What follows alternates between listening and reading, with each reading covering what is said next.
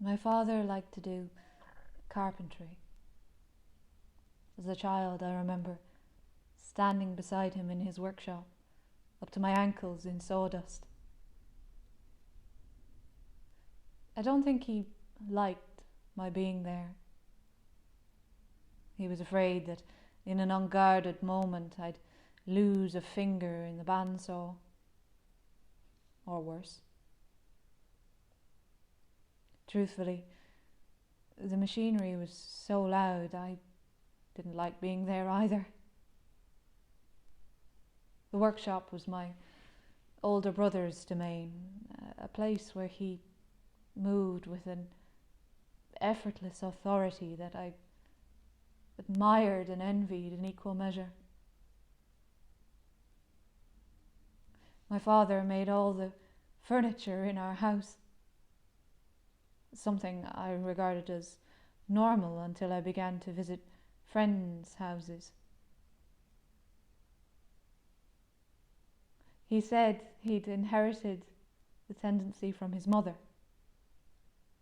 and not the carpentry so much as the drive for self-sufficiency. When I was 9, my father made me a dollhouse for my birthday, something that must have taken him months. It was beautiful. He'd made it out of lime wood in the Victorian style, with a high-pitched roof and dormer windows and little sash windows. It contained so much detail. You could see the brickwork around the windows. Each roof slate had been individually carved. There was even a little drain pipe down the gable end. The facade was hinged in the middle and opened out to reveal little rooms with miniature chairs, tables and beds, all made of lime wood in the Victorian style. My father had given the dollhouse a varnished finish to let the grain of the wood show through.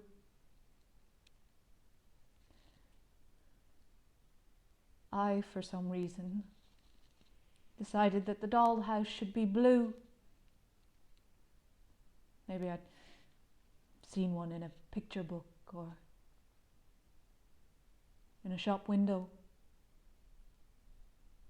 Whatever the reason, my mind was set. My father, in a rare act of obstinacy, refused to do it.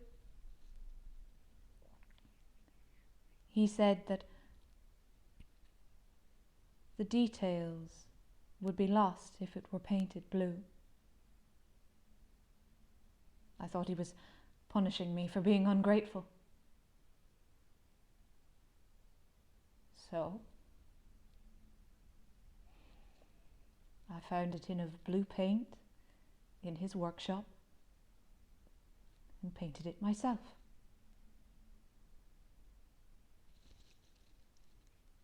He was right. The details were smothered. The brickwork, the roof slates, the drain pipe, all disappeared. I could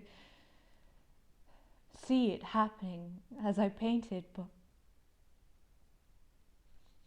I couldn't stop.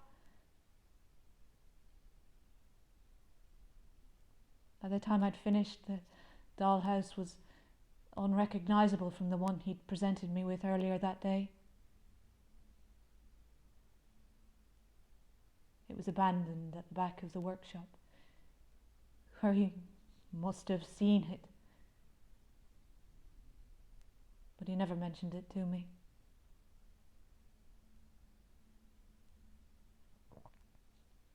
was thrown out later that year in one of my mother's annual purges.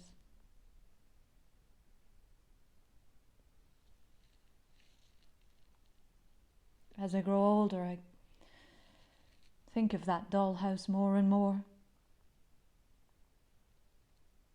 I now know it was my father's way of communicating something to me that he could never articulate.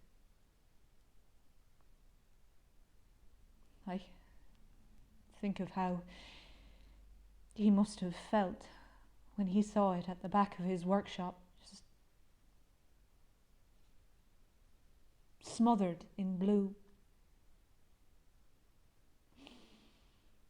The thought produces a shameful heat in my chest, which only seems to generate more power over time, like sunlight intensified through the magnifying glass of time.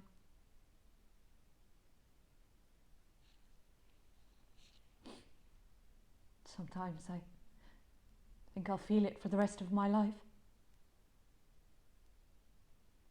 unless I can extinguish it somehow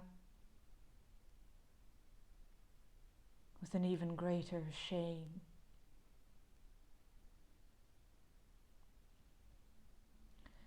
Or some newfound dignity.